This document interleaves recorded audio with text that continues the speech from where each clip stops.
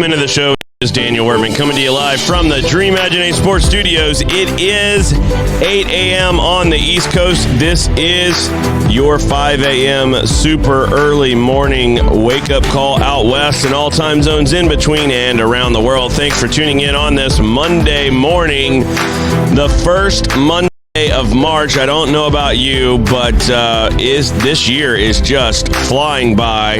I cannot believe we're already in March. I hope you had a good weekend and enjoyed the extra extra day of February.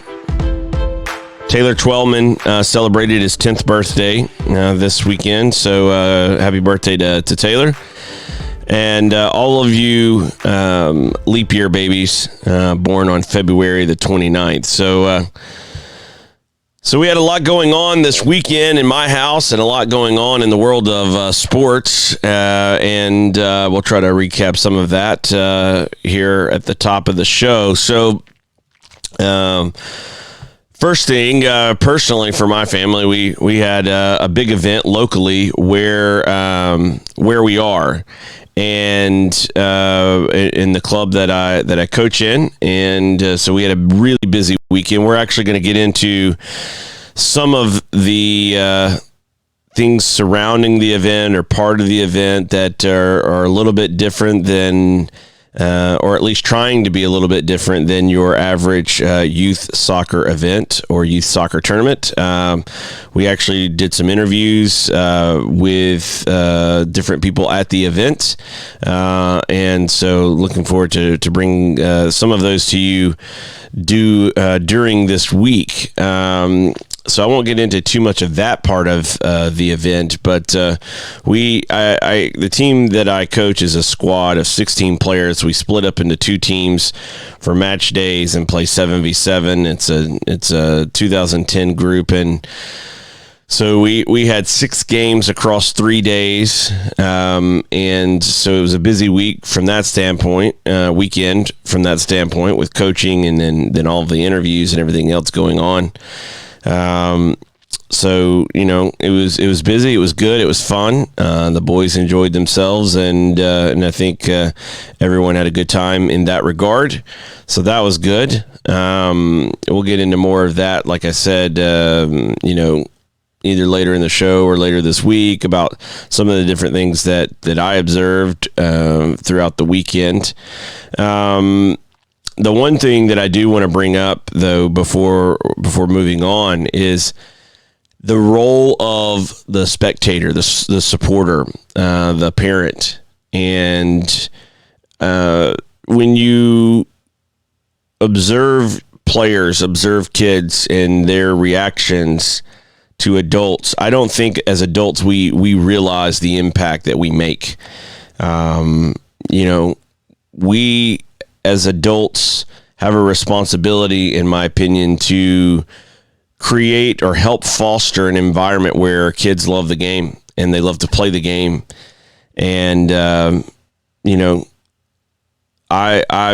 hope that all of us adults take a moment to remember that when we're at events like this weekend. I saw some really good sides of that. And then I'll obviously, at any youth tournament or youth event, you come across, people that make it not so good for the kids. And so there was a dichotomy there, and I even saw it play out in a specific match, and I'll get into that, like I said, later in the show or later in the week. But, that's the one thing I do want to leave you from the top. It's just, adults, we have to remember the role that we can play in shaping the joy and the enjoyment of the sport for these kids. In the world of sports, it was a big weekend for the main teams that I love. So Barcelona's my favorite team above all, and Liverpool's a close second, my favorite Premier League team.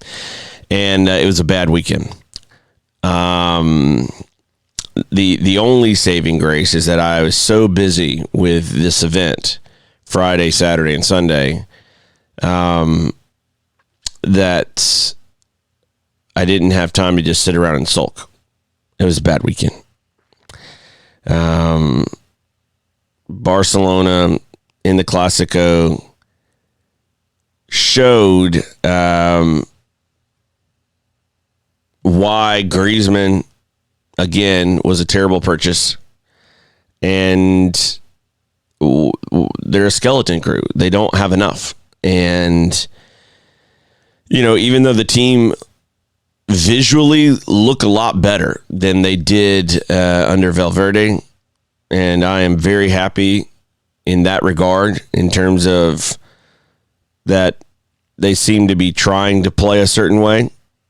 Execution, not necessarily there yet, but they're at least trying to play a certain way. So from that standpoint, I've been happy with that. But just this, Suarez is out. That is just, there is no replacement in the squad for that. And Griezmann's certainly not it. He wasn't it when they bought him in the summer, and hopefully they sell him this summer. Liverpool laid a giant fat egg. I'm always sick to my stomach every time Dejan Lovren steps on the field. And he was on the field this weekend, and I'm not surprised that the team was in shambles and that they lost 3-0. And you can sit here and say, well, Trent made this mistake. You don't understand how disruptive, when a player's not up to the level, how much that can disrupt the flow, decision making, etc. And for whatever reason, every time Lovren's on the field, things just go bonkers for me. I just watch it. It's always like, just, there are just moments where you're like, what are you doing? And if I was playing with him, it would be very frustrating. That's my view on the guy. He seems like he's a good guy and a good teammate, so it's nothing personal. Just looking at him on the field, not good. And so they end their winning streak tied with Manchester City for the all-time record, not able to break it.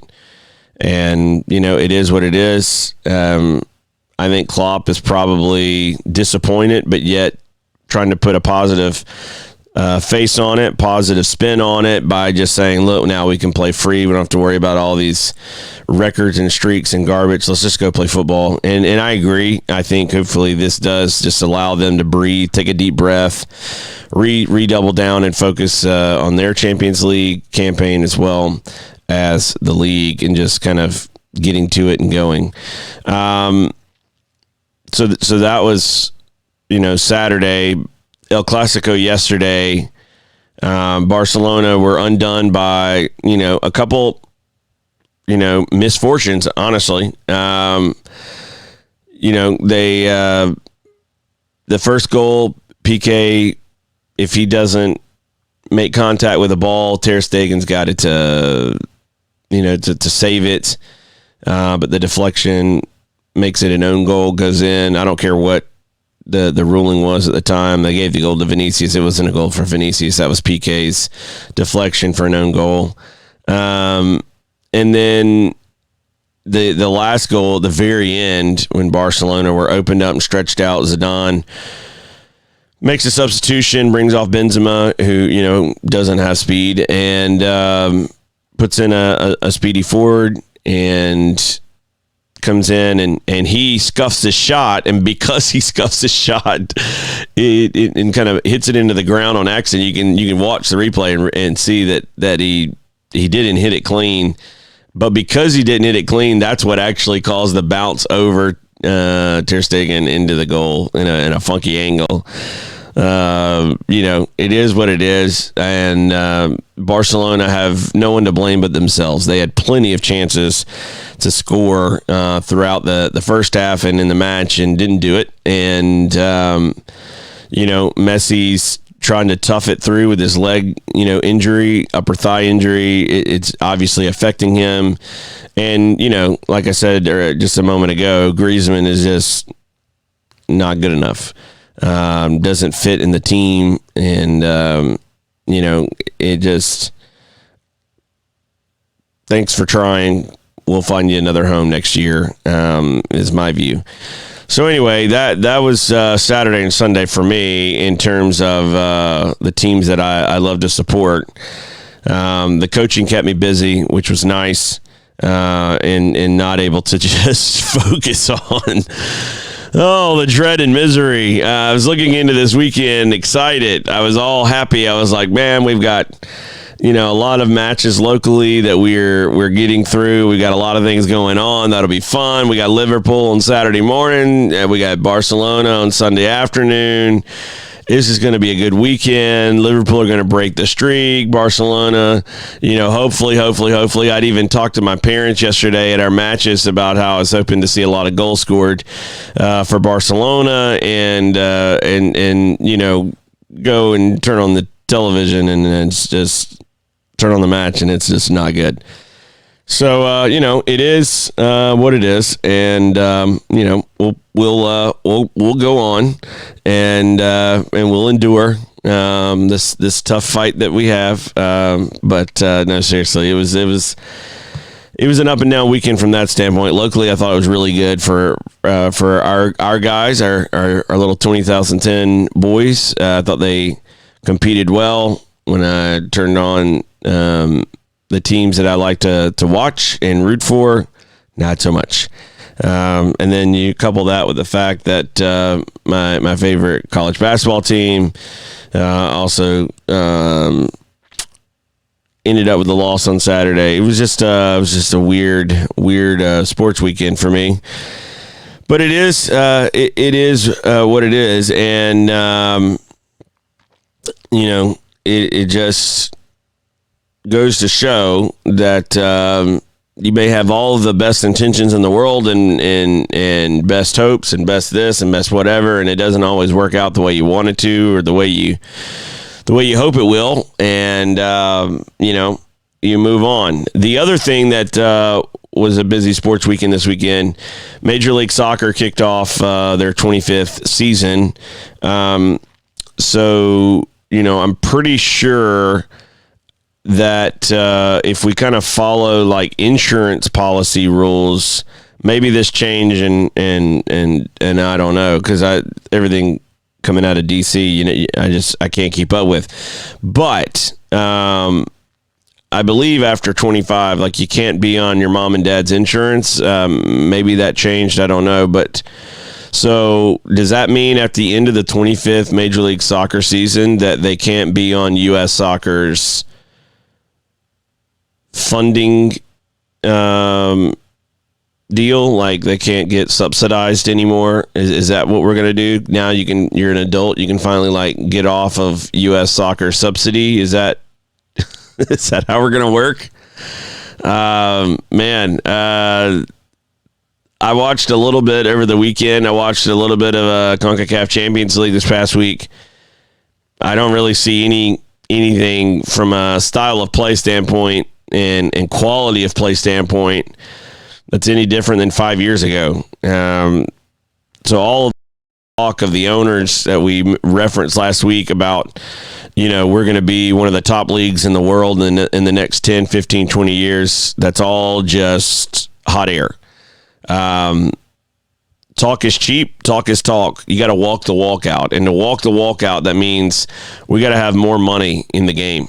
And as Bob Bradley pointed out, we've got to be better connected in America in the game.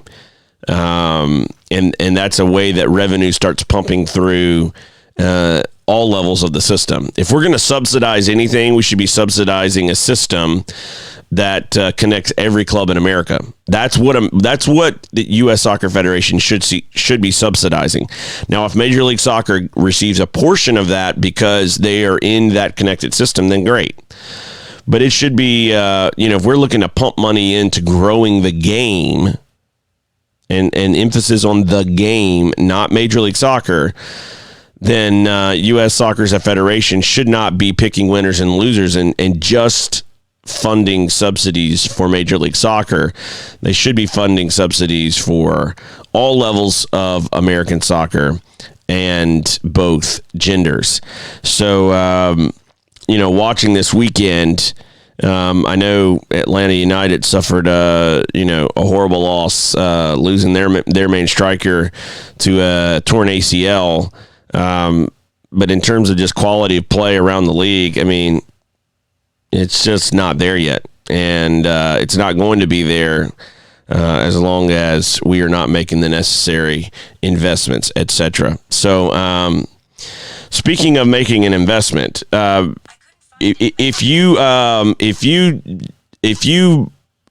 want to make an investment in your game and really take, like, if you're a player, maybe you're a goalkeeper, maybe you're a coach, and you're looking to get better at what you do. Maybe it's like watching a match and being able to take some notes. Maybe it's going into your training sessions and jotting down some things that your coach is laying out. Whatever the case may be. Maybe you're the coach trying to get out some information. Go to ductigbrand.com, DUKTIG brand.com, DUKTIG brand.com, and use promo code DWShow. You'll get 10% off of your order, and you'll be glad you did. They have quality products and apparel as well that you can check out and get sent right to your house at ductigbrand.com. Use promo code DWShow. Get 10% off of your order today. We'll be right back after this.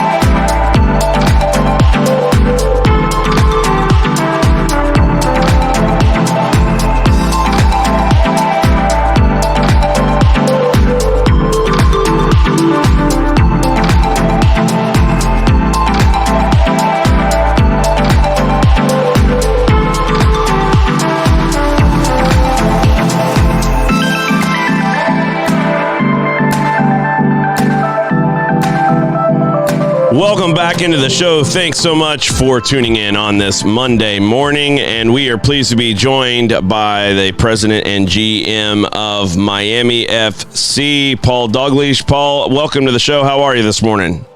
Very good. Thanks for having me on. Thanks for coming on the show. I wanted to get a chance to talk to you. I know there's a lot going on in your world this time of year. The USL, your new league that your team is playing in, is getting ready to kick off. You got MLS that just kicked off this weekend, and you had some thoughts that I thought were really pertinent to discuss in relation to Bob Bradley and his thoughts about Major League Soccer and the American game in general, in terms of where we are as a country and kind of, you know, what your experiences have been in that regard. So when you saw the comments and read the comments from Bob Bradley, you know, you immediately kind of went out and shared kind of a tweet thread of some interesting thoughts. We talked a little bit about those on the show the other day, and I wanted to bring you on to kind of discuss some more color behind that. You know, what did you hear from Bob that basically kind of inspired you or kind of motivated you to kind of share some of these thoughts that you know you shared on Twitter at the moment?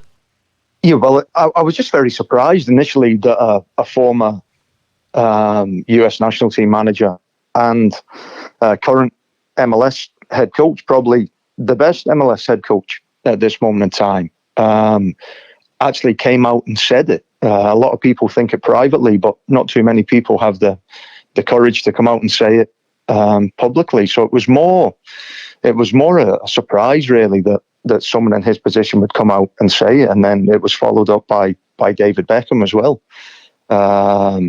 So two of the probably the highest profile people in the American system at this moment in time with regards to soccer have both come out talking about promotion and relegation. But the reason I put it, my thoughts out weren't really about promotion and relegation, because I think that when people think about promotion and relegation, what they think about is they think about relegation or promotion, and they're talking about it from a fan experience, and then you'll get people that argue with that from a business experience.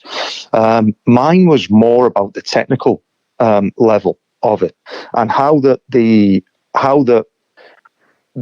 system in America doesn't allow for the development of individuals within it unless you leave the city that you're staying in, and it was just to kind of paint that picture, really, because what happens with in a closed system is that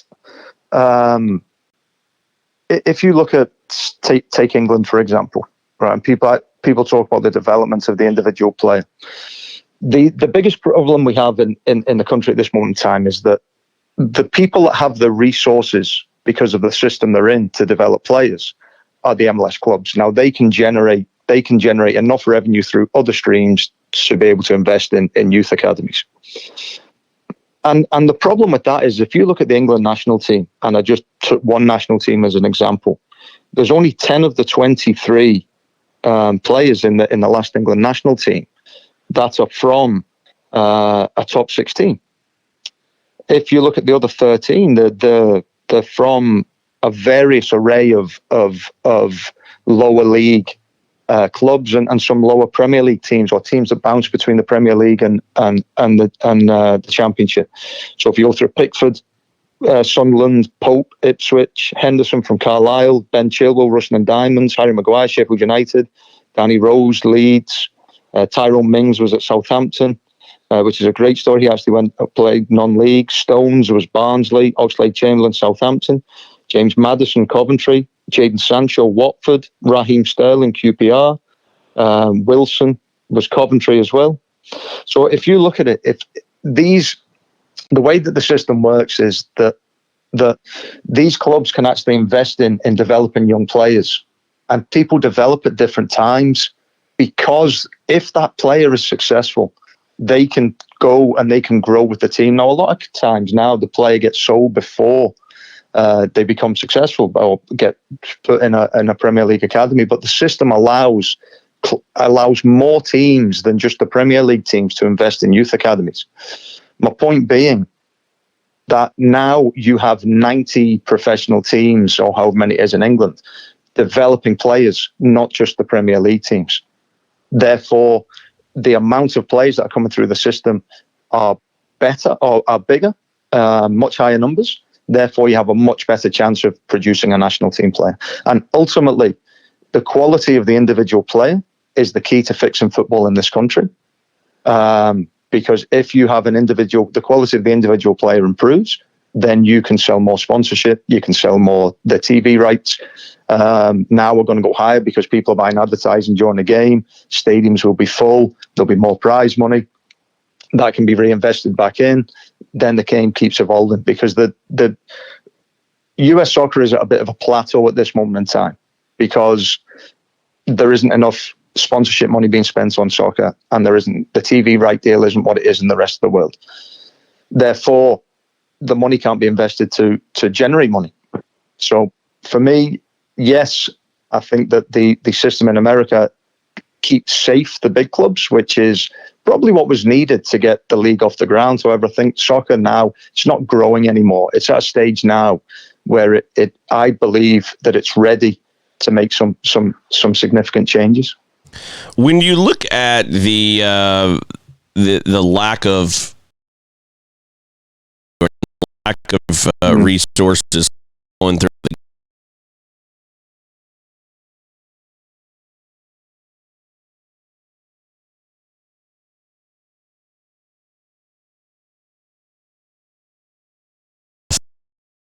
is that a pretty safe summary of what you're laying out? It's very simple. It really is simple. I mean, if you look at the big picture, what do we want? We want the most successful league in the world in America that generates the most money, pays the players the most, has the most viewing figures. That's got to be the dream. However, you can't do that when the players that are being produced in the country have never been world class. You know, Gio Reyna might be somebody who can say that. Pulisic might be someone that can say that, but there has never been a world class American player. And that's despite the most amount of registered soccer players in the world are in America. There's more pay to play. There's more people paying for coaching tuition in America than any other country in the world. Yet not one world-class player has been produced. So what you've got to do is you've got to look and say, okay, either the coaching, there's only three things that develop players. You've got your environment, you've got the quality of your teammate, and you've got quality of your opposition. That's it.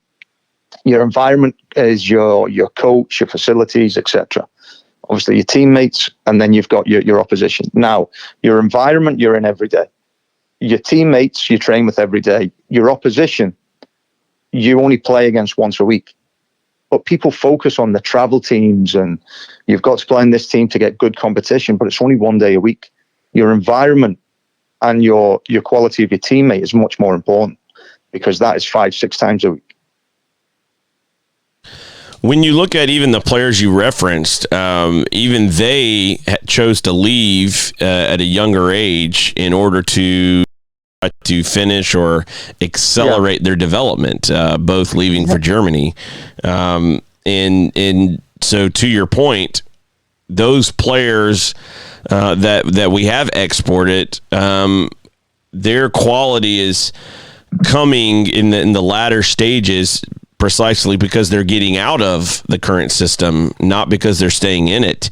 And when you look at all of the different economic impacts, I mean, one of the things about the American sports economy, which is the greatest sports economy on earth, you look at the NBA, you look at the NFL, you look at Major League Baseball, you look at the NHL, all this money, all of the revenue, all these eyeballs around the world that watch, the leagues. I know the NBA is hugely popular in countries like Spain and others where they follow, the LeBron James and in the past Kobe Bryant and before that Michael Jordan. but in America, we're used to seeing the best, right? And greatness, that's my point. right? There is this draw to quality, and to your point, if we don't have enough quality on the field, people are not going to tune in on a regular basis. You might get an occasional match here that's good or well attended, etc., but we're not really leveraging our potential when we don't see the quality across the board. And to your point, unless and this was a point I think Bob Bradley made as well, unless we're connected in the system, we're not going to have additional opportunities in kind of refocusing or redoubling down on the development of players to make a better future. Well, you're exactly right. America needs to have the best. The best sells in America. And if, for instance, I always use the Michael Phelps example. Americans care about swimming when Michael Phelps is winning gold medals, but they will never watch swimming any other time of the year. So you need to have the best players in America for it to be taken seriously, and for advertising dollars and for people to spend their hard-earned cash on the game. If you look at the NBA, the reason the NBA and the NFL is so popular is because they have the best players. The best players are American in the sports. It's very, very clear, and I can explain that. So in basketball, the environment in this country is conducive to developing basketball players. So basketball is played in school, and you can play high school basketball, and it's an extremely high level. You can play high school football. It's at extremely high level. Some of the if you look at some of the powerhouse schools in Texas where I used to live, they are institutions for high school football. Then you've got college basketball and college football. So what you've got to then start thinking is it's not a pay-to-play system. What you've got is you've got programs all over the country that are developing those individual players. Now, the other point that you have as well is that soccer in this country, that the difference between soccer is more like basketball. It's not like football. So American football is a coach-driven sport. Basketball and soccer are player-driven sports. It's decision-making sports. It's not about physical. It's not about anything like that. How high you can jump, how fast you can run a 40. It's not about that. It's about decision-making sport. And if you look at basketball is a game where you play at school, but also you go and play without coaches. You go and play on parks. You go and play wherever you can. You play in your garage. And what you do is you practice your fundamental skills without the fear of failure. Now, what we've created in this country is, because everything is pay to play, most of the time that most of the kids, I'm not saying everybody, I don't want to talk in absolutes, but most of the time the players play in this country, it's under a structured environment where they are playing with the fear of failure. A coach is telling them, if you don't give the ball away, pass the ball, dribble, don't do this, do this. Parents are saying, if you don't give more effort, I'm never bringing you back here. So what happens is soccer players in America, because of the system, grow up with a pay, and this isn't promotion relegation, this is just the system in general of the pay to play. They grow up with a fear of failure, which makes them risk adverse, which ends up having a lot of Americans that can run around and work really hard, but they don't have the technical and problem solving abilities to become a world-class player. When you look at the disconnected system, which is another way of saying the closed system that we have in America, you get a lot of the conversation about promotion, relegation, and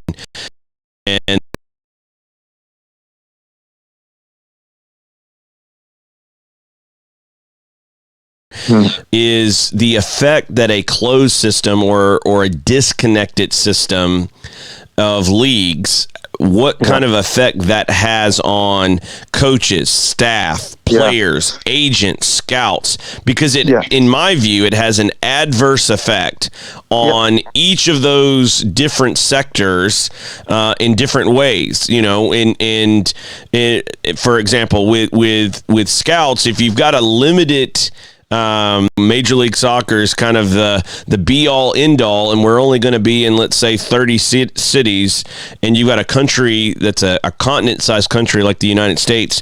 What incentive is there for them to go and really dig into all parts of the country to find the best players when they're like, I've got enough, I've got access to enough, why do I need to do more? And so you go through each of those and kind of talk through what you observe as some of the adverse or byproducts of the disconnected system. Well, let's talk about me individually. So my wife and I, one of the reasons I'm not coaching anymore is because I'm sick of moving. I'm sick of moving around. I mean, we since 2006,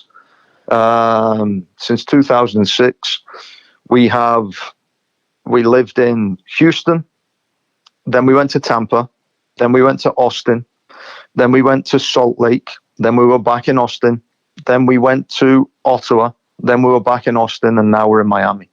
So it's always been because in the only way that you stay somewhere in the lower leagues, really, in a coaching position, or if you're a player, is if you're average.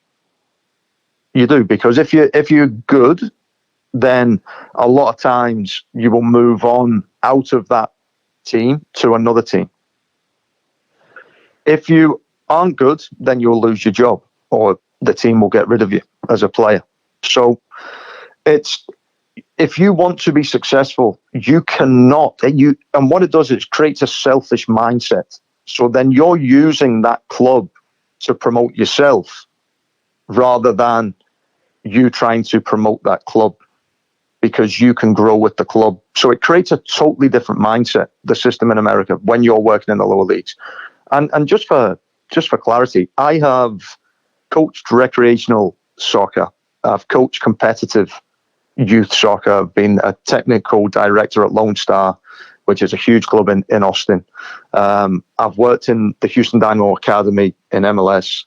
I've been a head coach in the PDL, the NPS, the PDL, the NPSL, the NISA, the USL, the NESL, and I've been an assistant coach in MLS. So I have genuinely, I think I'm in a pretty unique position where I have coached at almost every level in this country, every single level. And I've had to leave. I was downstairs early and I was looking through a book that I was coaching kids in Austin. And when I left, they made a book to give me to say thank you and good luck when you go into this next job. And I'm thinking, you know what? For me to better my career, I've got to let these people down. And I just don't think it's right that you have to be selfish when it should be a job that is there to help others as well. When you have that kind of system, and obviously the turnover effect starts to come into play, it's very hard to build momentum, to grow things, to impart a DNA when there's constant turnover of players, staff, coaches, etc.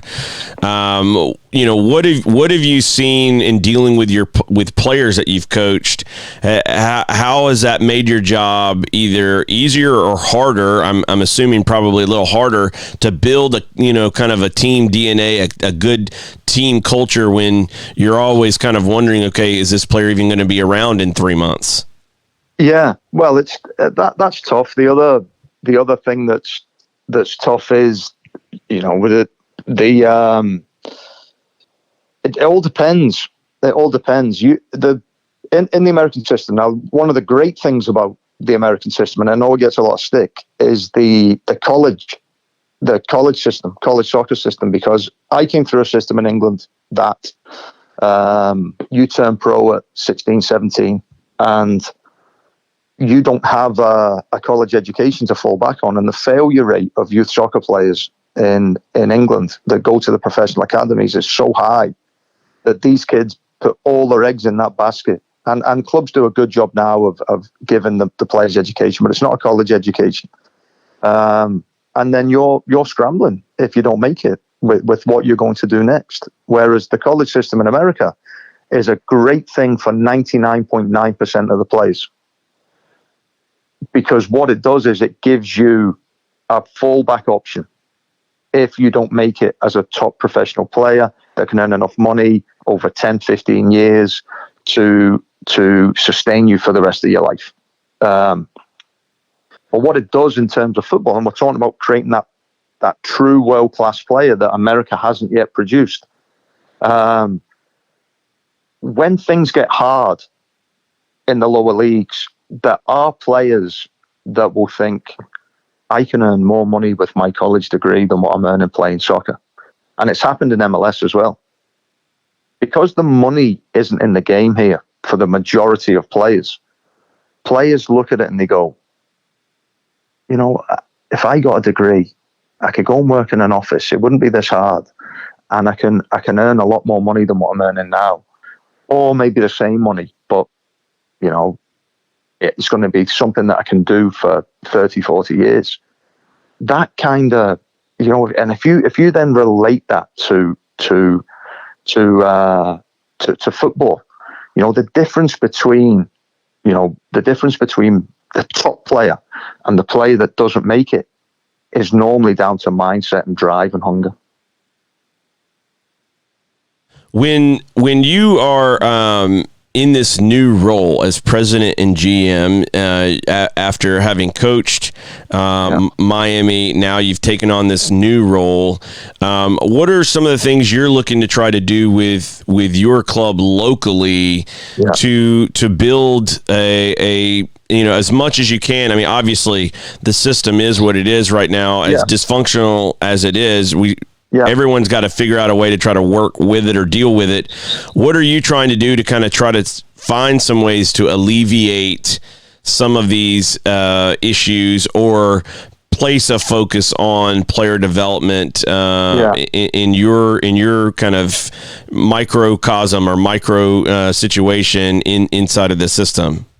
Yeah, I think the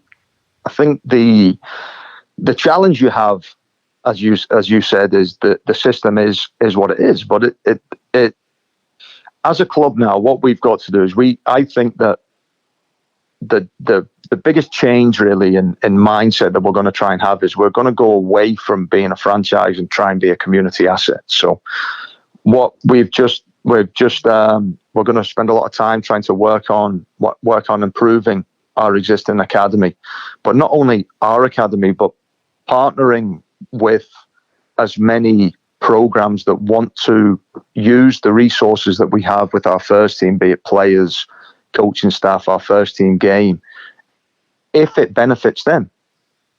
So I think we should put ourselves in a position where, if we are a true community club, then we've got to give back to the community. The resources we have the home games that we can use as a community resource. We have the academy, we have our players, and we have our staff. We have got to donate all those assets back to the community so that they can use us as a resource. And I think that's how we've got to position ourselves. At the same time as that, we've got to have a team on the field that is very, very competitive. We have a winning mindset here.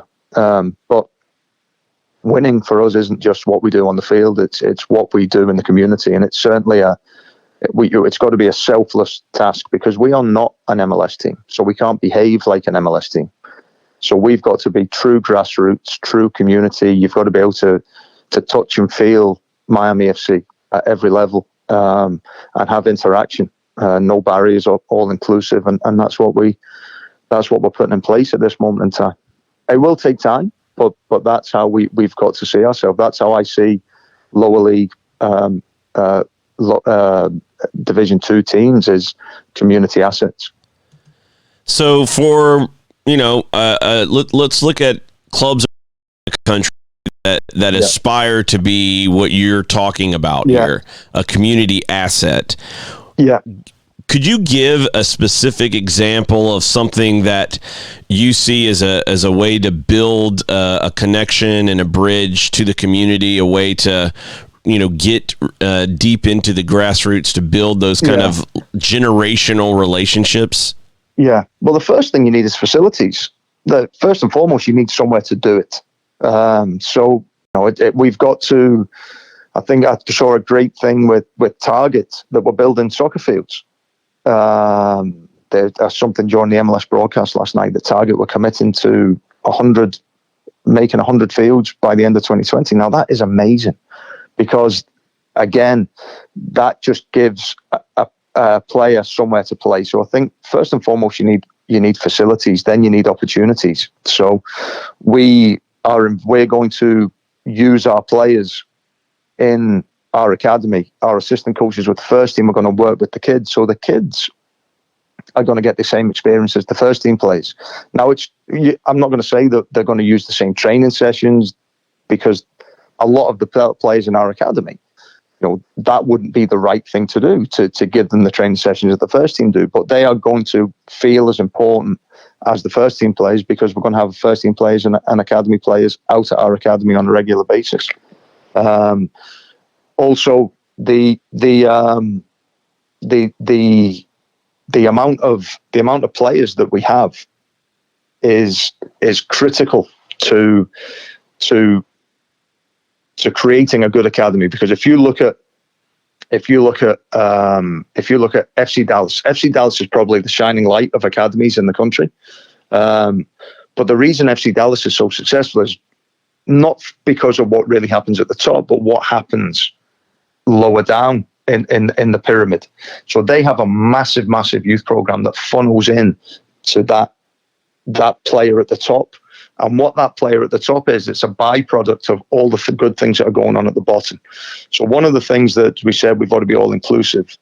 We need space to do it, but we want to provide opportunities for everybody. We don't think that you should be denied the opportunity to get access to Miami FC because of the level that you play at. Every single player deserves the same access. So we want to make sure that a recreational kid feels as important as a competitive kid, because that recreational kid eventually could be the competitive kid. And every single player that's in our program has the potential to be a Miami FC fan, regardless of their ability level at football. So we're going to take more of an all-inclusive approach to our academy, because I believe that as a byproduct, you will then develop better players at the top of the pyramid. So looking into this upcoming season, for you guys, with the U.S. season in the USL Championship, played in Nisa, and obviously the club has a famous history and tie with the NASL previous to that. Yeah. Looking into the USL Championship, what are you kind of looking at as your prospects this year? What are you hoping for on the field as you prepare for this inaugural season in the USL Championship? Yeah, I know everybody says this, so there's going to be a lot of people that look in it, and that's our mindset from day one. We've gone for proven USL players, Sebastian Velasquez, Romario Williams, Vincent Bezecourt, absolutely proven top of the tree when it comes to USL players. So we're in it to be competitive. By competitive, I mean we want to be playing right till the last game of the season for a USL Championship from day one. But as I said, with our mindset at the club, at the same time as we're doing that, we've also got to be sort of growing our reputation in the community and growing our are growing the amount of hours that we're spending in the community to give back. Looking into this, start of the season, what do you consider to be the biggest challenge of this upcoming season for you? The challenge is just really, truthfully, getting everything done in time. I mean, we want to do things at the right level, so we want to make sure we get things done right. However, we did join the USL. We did join the USL quite late in the day, but so time has been an issue. But it's been a lot of long hours, a lot of long days. People, a lot of people in the office doing great work, but it's basically been just having enough time to get everything done at the level we want to do. So, looking at where you are and kind of your goals as a club to be a community focused club, obviously be competitive with your first team, ambition to win the USL championship, and quite frankly, no matter what league a team plays in, I would hope that every team is aiming to at least try to compete for that, even if it doesn't work out. What would you love to see? What would Miami FC look like, let's say 5 years from now, if you're successful in developing deeper community roots, as well as being very competitive with your first team? What does Miami FC look like in 5 years if you guys are successful in your mission? 5 years. Well, the dream would be to build a complex that allowed us to provide more opportunities for more people. That would be the only way. As I said earlier, the only way you can give back to the community is if you've got enough space to give back. So, for instance, if you've got a complex that has 3 fields, then if you have 3 sessions a night on half of that field, then that there's only a certain amount of sessions and players that you can provide opportunities for. So I think that the big dream for me would be to continue the success that we've had on the field over the years, but create vehicles, not just through facilities, but through after school programs, through community appearances, through whatever resources that we've got, give back to the community. That would be. I'd like people in 5 years' time to look back and go, you know what, Miami FC, they do a lot of good things in the community. That would be, Miami FC give back. In 5 years' time, if people are saying that, then I've done my job properly. So before we go, this weekend, I talked about this at the top of the show. Liverpool's my favorite Premier League club now. I'm a Barca fan first and foremost, but I love Liverpool and brought my family through the city this past summer, and we did a little bit of a stadium tour and all of that. And my youngest son, when he went to get a kit in the club store, wanted to get his name on the back of it, and so we walked out with that, and big fans of the club. What were your thoughts on Saturday when the streak came to an end? Did you see it, and were you expecting it, or were you? It was a bad weekend of sport for me. We lost El Clasico and Liverpool's streak ended. So what were your thoughts on Saturday? So I didn't expect it. No, absolutely not. However, after the reality kick sits in, you start looking at it, and I actually think it might be a blessing in disguise. I really do, because it's unneeded pressure. It's hard enough to win leagues. It's hard enough to win Champions Leagues without trying to go on some crazy unbeaten run. The unbeaten run is nice, but it doesn't really mean anything. You don't get a trophy for it. You don't get anything. There's no tour of the city on an open top bus for an unbeaten run. You need trophies. You need silverware. And what this will do, it will be an unneeded distraction taken away. that I think that you are going to see a reaction in the next game where Liverpool are going to come out angry, a little bit humbled, and just this could be the catalyst for a monumental finish to an already historical season. Yeah, I hope so, and I hope that Lovren is nowhere near the field for the rest of the season. No.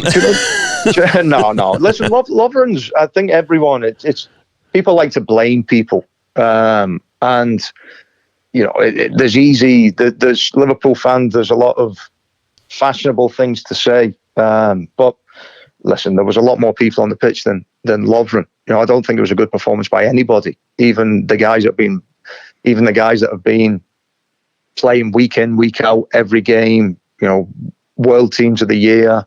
It wasn't a good game for anyone. Those where you go, okay, it doesn't really matter in the grand scheme of things. We're still over 20 points clear at the top of the league, I think.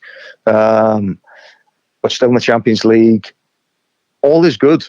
And I think you're going to get a little bit of I think it's going to create a little bit of hunger. And it's certainly not my style to just blame it on any individual. I think there's a lot of people that could have made the difference against Watford that didn't. Oh, I agree. He just always makes me nervous. Yeah, there's a lot of people. Do you know what we never spoke about? Which is a big thing for me, is the foreign player rule. Oh yeah, in America. Yeah, I can't get my head around that, because as we say, it's about opportunity. So, for instance, on my roster, we have 7 foreign spots that I can use in the USL, and I'm only using 4 of them because a lot of people on our roster, the minute they get a green card, they don't count as a foreign player. So, for instance, you can live in America for a year, and if you're playing in MLS, you are classed as having exceptional ability in your field. Therefore, you can qualify for a green card within 1 year. Now, I don't have a problem with that. I think that that's an amazing opportunity, and that is the rules of the land, that you can qualify for a green card. However, I don't think it's right that a player should then, because they have a green card, count as a domestic player in terms of league rules, whichever league they are, because I think that yes, I'm not talking about an immigration thing. I think that the rules of the land, people should get the benefits that they can have from being a green card holder. However, I don't think an American player should be punished in terms of getting an opportunity because somebody has a green card. What do you think? I think that is a fair point. I've never considered the way that you're making that case. And even when I read that part of the tweet, the tweet thread that you sent out last week, I didn't even fully connect the dots in the way that you were laying it out in terms of the way that green card rule applies. And I think it's very similar in a lot of ways to the way the Dutch run the Eredivisie. They do it in a little bit different way in that if you are a non-EU player, they place a premium on the minimum that you can pay player as a kind of a way to make that club go, hey, if you really want to sign this non-EU player, you can do so, but it's going to cost you. And I think the minimum is $250,000, $300,000 a year salary, whereas if it's an EU player, I think the league minimum over there is like 60,000 euros, and it's generally when you're talking about some of those players, it's not even necessarily your first team players. It may be somebody you want to sign and bring in to your reserve team, but I think even something coupled with what you're talking about here in America would make sense if we want to place a focus on American player development. and the pathway is to find some way to classify those players properly, and then also incentivize clubs to develop American players or showcase or give opportunities to those American players in the similar way that the Dutch have done for themselves. So I think it's a good conversation to have, and definitely, there are some maybe loopholes or gray areas that we could clean up to place a bigger emphasis on that opportunity for American players. So how can you be how can you count as a domestic player in an American league but still be able to qualify to represent another country in international football? Unless they're following the kind of logic of the EU, where, you could be, Spanish citizenship, which qualifies you for EU, which then means you could go play in the Netherlands without any, So there's open borders until Brexit, because it's different in England now. Right. I think that it's going to be interesting to see how that all plays out. That's going to be interesting there for sure. Yeah, but this isn't this is a country. This isn't a continent. It's the size of a continent, but it's a country. Right. I genuinely, it fascinates me that it really does, that somebody can. I think that people should have all the opportunities that America presents, and that is the green card system. However, I don't think that should make you count as a domestic player, because now, if American team, and as I say, the reason I'm focusing on this is because it all comes down to the quality of the American player. The biggest change that America needs is improving the quality of the American player. That has to be the focus. And that comes from one of the biggest parts is opportunity. And there's a reason why a lot of the best inventions are created during war.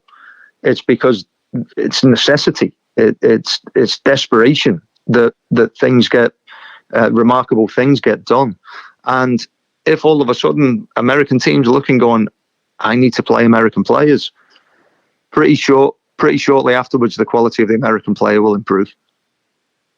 Anytime we provide incentives and motivation for a given outcome, we are heading, to me, in the right direction. So I agree. We need to place a higher priority and a higher focus on developing better players, and yep. and if we really want to have a world-class DA, as U.S. Soccer likes to market, then I think there's a lot of things we need to do to help actually get us there beyond a slogan. Paul, thanks for coming on the show. I really appreciate you sharing your thoughts. We look forward to having you back on again soon. Best of luck with Miami FC this season and your work there in the community. How can people follow you and the club? Yeah, well, they can follow the club on the social media channels, which is, I think Twitter is the Miami FC.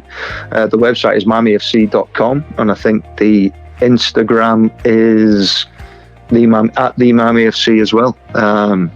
So they can follow Miami FC there. Awesome. And I'm not doing myself for self-promotion. I'm not on Twitter for publicity. Every time I feel like saying something, I just say it. People want to listen, they can listen. Absolutely. Well, thanks for sharing your thoughts on Twitter the other day, as coming on the show today to talk through some of those thoughts, as well as a preview and look into your work there at Miami. So thank you again, and best of luck. Thanks for your time. Thank you. Bye-bye. Thank you. That is Paul Dalgleish, President and GM of Miami FC. You can follow them on social media at the Miami FC as they embark on their inaugural campaign into the USL Championship. Speaking of joining a campaign, you can do some really nice things by joining this campaign, Charity Water. Charity Water provides clean drinking water to people all over the world. 100% of your donation goes to providing that clean drinking water. It's not going to an office. It's not going to a person's salary. It is going to that mission. They raise all of that money separately. It's a campaign I believe in, and I hope that that you would take a moment to join that campaign as well. We'll be right back after. No one, no man, no woman, no child should ever have to drink green water with bugs, with algae, with disease in it. Bad water and a lack of toilets kills more people than all the wars in the world. We know how to bring clean drinking water right now to every single person on earth. And when you can bring water into communities, it truly transforms them. It changes everything. Or you could know that you'd made a difference. You could know that you had truly impacted the life of a family, of a community, of a region. There was either clean water or there wasn't. We believe in a world where every single person has clean and safe water to drink, and we will continue fighting until that happens.